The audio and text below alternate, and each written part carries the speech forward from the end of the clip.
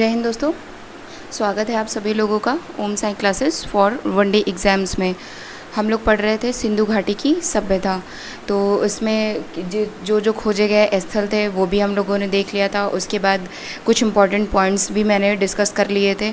अभी आज ये सिंधु घाटी सभ्यता का हम लोग का आखिरी वीडियो होगा।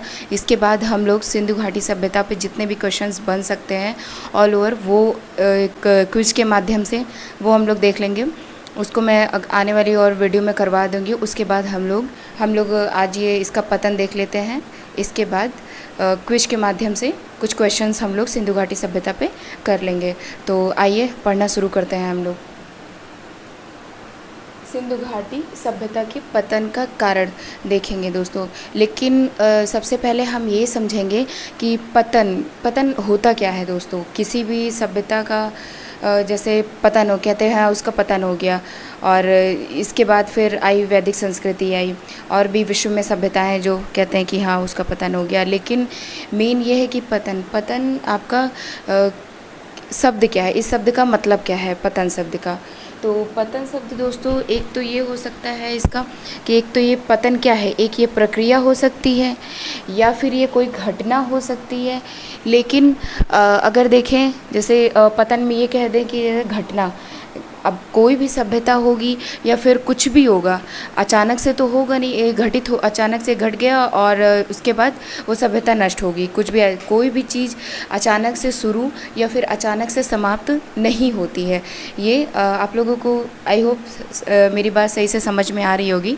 घटना जो है हम उसे कहते हैं कि कोई भी चीज़ अचानक से घटित हो गई हो। कह सकते जैसे सिंधु सभ्यता क्या है, अचानक से बाढ़ आई और सभ्यता नष्ट हो गई। लेकिन हम ये नहीं कह सकते हैं। वही मैं कह रही हूँ कि जैसे घटना अचानक से समाप्त हो ही नहीं सकता है। नदी से बाढ़ आई है, कैसे समाप्त हो जाएगा, क्योंकि मोहनजोदड़ो में टीले मिले हुए हैं और वहाँ पे ऐसे साक्ष्य प्राप्त हुए हैं कि वो लोग टीले बाढ़ आती थी तो क्या होता था, वो लोग टीले और बनाते जाते थे, और ऊंचाई पे प्रक्रिया उनकी मिलती जाती थी बनाई हुई। तो हम ये कह सकते हैं कि वो लोग प्रकृति से जैसे कुछ भी घटित हो रहा है उससे निपटने का उपाय खोज ही लेते थे। अभी देख सकते हैं हम लोग जैसे कोरोना आया था तो हम लोगों ने इसका उपाय खोजा कि हाँ क्या हो सकता है, प्राकृतिक उपाय जैसे भी जो भी हो सकता था हम लोगों ने उपाय। अब ऐसा तो हुआ नहीं कि कोरोना आया और आज जो ये 21वीं सदी चल रही पूरी नष्ट हो गई, ये भी नहीं कह सकते हैं। तो नहीं, ये तो गलत ही हो जाएगा कि कह सकते हैं कि हाँ वो घटना थी और अचानक से कुछ हुआ और सभ्यता नष्ट हो गई। प्रक्रिया जो होती है ये धीरे धीरे शुरू होती है कि कुछ भी जैसे किसी भी चीज़ की शुरुआत होती है तो वो धीरे धीरे होती है।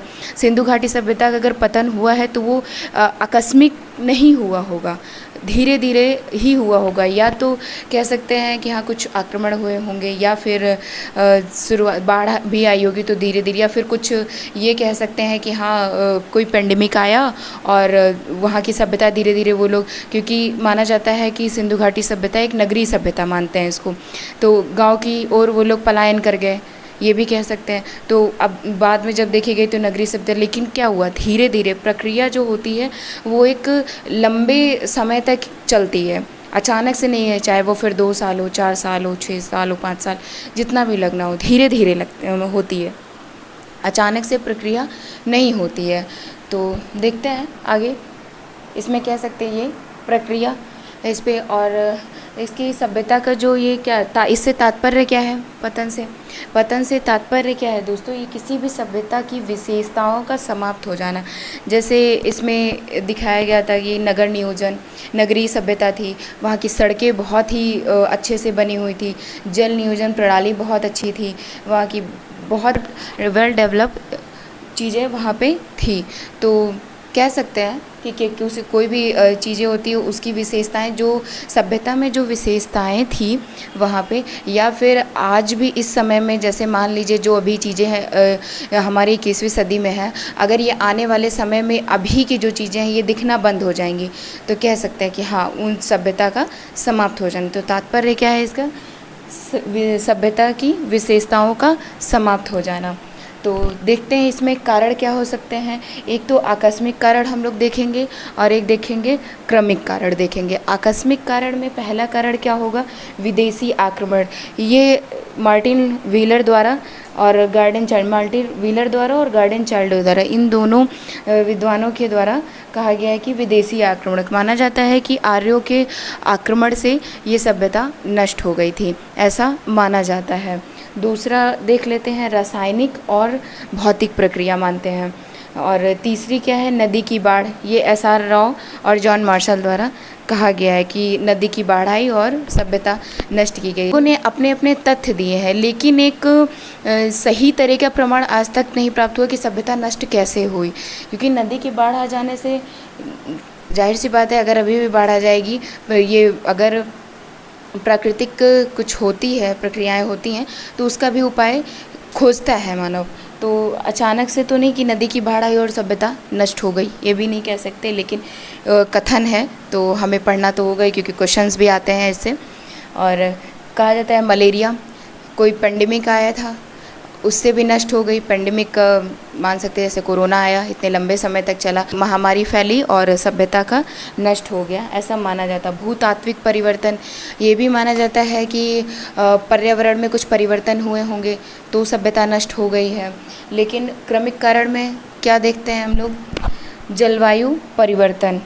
जलवायु परिवर्तन, ये किसका कथन, RN कुमार साहनी, इन दोनों का ये कथन है कि जलवायु परिवर्तन और पारिस्थितिकी परिवर्तन का कारण माना जाता है इसमें, क्रमिक कारण में। और ये भी माना जाता है, तीसरा कारण ये है कि सूखा पड़ जाने की वजह से इस सभ्यता का नष्ट हो गया, इस सभ्यता का पतन हो गया, ऐसा माना जाता है। तो आई होप आप लोगों को चीज़ें जो मैंने बताई हैं समझ में भी आई होंगी सही तरीके से। और प्रयास ये रहेगा कि इस पे जितने भी क्वेश्चंस बन सकते हैं सिंधु घाटी सभ्यता के ऊपर, उन क्वेश्चंस को हम लोग क्विज के माध्यम से डिस्कस कर लेंगे। आने वाली अगली वीडियो में, नेक्स्ट वीडियो में हम लोग क्वेश्चंस को कर लेंगे।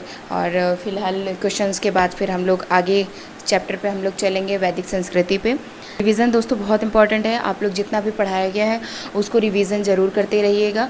और उसके बाद हम लोग आने वाली वीडियो में आगे के लिए पढ़ेंगे। तो चलिए फिर मिलते हैं हम लोग अगले वीडियो में। जय हिंद दोस्तों।